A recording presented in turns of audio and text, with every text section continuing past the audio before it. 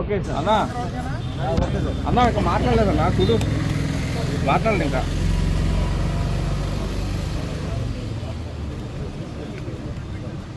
Okay sir అన్నా, చూడండి ఇప్పుడు. ఓకే అన్నా. అందరికీ నమస్కారం అండి. ఈ నెల 5వ తారీఖున విజయసాయి రెడ్డి ప్రెస్ మీట్ పెట్టి నారా చంద్రబాబు నాయుడు గారికి అంటగట్టడమే కాకుండా ఆయన్ని ఇంకొక 5 నెలల్లో 75 సంవత్సరాలు వస్తాయి, ఆయన చావకుండా బతికుంటే లోపడేస్తానని ఒక సాక్షాత్తు ఒక రాష్ట్ర ముఖ్యమంత్రిని ఒక బెదిరించి బ్లాక్ మెయిలింగ్ చేసే పద్ధతులు ఆ మాటలు. అంటే 4.5 ఏళ్ళలో మా గవర్నమెంట్ వస్తుంది, అప్పటి వరకు చంద్రబాబు నాయుడు గారు ఉంటాడా ఉన్నాడా అంటే మా నోటితో ఉండకపోతున్నా ఆ మాట. పొలాలు ఉంటే 4.5 ఏళ్ళలో మేము లోపడేస్తాం అని బెదిరించి భయపెట్టే బ్లాక్ మెయిలింగ్ చేసే పద్ధతిలో 2 మాటలు అన్నాడు. ఉదాహరణకి కేవీ రావు అనే వ్యక్తి రాష్ట్ర ప్రజల్లో చాలామంది తెలుసు. ఆయన కోర్టుని జగన్మోహన్ రెడ్డి లాక్కున్నాడన్న సంగతి ఈ రాష్ట్రంలో చిన్న పిల్లలకి చెప్పారు. అది 490 కోట్ల చిల్లరకి అది తీసుకుంటే ఏడాదికి 490 కోట్లు అతనికి లాభం ఇచ్చారు. అంటే మీరు అర్థం చేసుకోండి, ఇక్కడ ఒక సంవత్సరం ఆదాయం వచ్చే ఆస్తిని ఎవరన్నా అమ్ముతారా? అమ్మరు.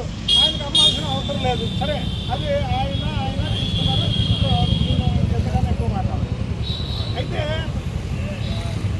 ఈ కూటమి ప్రభుత్వం వచ్చిన తర్వాత చంద్రబాబు నాయుడు గారు కానివ్వండి, రాష్ట్ర మంత్రులు కానివ్వండి, లేదా పోలీస్ కమిషనర్లు కానివ్వండి, డీజీపీ గారు కానివ్వండి, కలెక్టర్ గారు కానివ్వండి, అనేక ఫిర్యాదులు ఈ 2019 నుంచి 2024 వరకు ప్రజలకి చేసినటువంటి ఏవైతే ఉన్నాయో, ఏ హానీలు అయితే చేశారో అవన్నీ కూడా రాష్ట్ర ప్రజలు గత 6 నెలలుగా ఫిర్యాదుల రూపంలో ఆఫీసర్లకు కానీ, మంత్రులకు కానీ, ముఖ్యమంత్రులకు కానీ, డిప్యూటీ సీఎం గారికి కానీ వీళ్ళందరికీ కూడా ఇస్తున్నారు.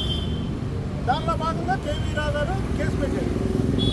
ఆ కేసుని కులానికి అంటగడుతూ ఇక్కడ ఉన్న ప్రతి ఒక్కరూ కూడా బీసీలు, దళితులు, ఎస్సీలు, ఎస్టీలు, అతనికి 2 సామాజిక వర్గానికి చెందినటువంటి వ్యక్తులు, మైనార్టీకి చెందినటువంటి వ్యక్తులు అందరూ అన్ని కులాలు ఉన్నాయి ఇక్కడ. అన్ని కులాలు చంద్రబాబు నాయుడు గారికి, పవన్ కళ్యాణ్ గారికి కూటమి మద్దతు ఇస్తేనే ఒక్కొక్కరు 60,000, 70,000, లక్షలు, 5 లక్షలు ఎంపీలు గెలిచారు. కానీ అలాంటి నాయకుడికి కులాన్ని అంటగట్టడం అనేది చాలా తప్పు. ఏదో ఒక దళితుల్లో లేదా ఒక మైనార్టీనో లేదా నన్ను బీసీనో కులంతో తిప్పితేనే చట్టం లోపడేయడం కాదు. ఒక రాష్ట్ర ముఖ్యమంత్రికి కులాన్ని అంటగట్టడం అనేది ఒక మైండ్ గేమ్. ఏంటంటే ఈయన కమ్మ, అంటే కమ్మకి అన్యాయం జరిగితే రాష్ట్ర ముఖ్యమంత్రి కళ చేసుకోకూడదా?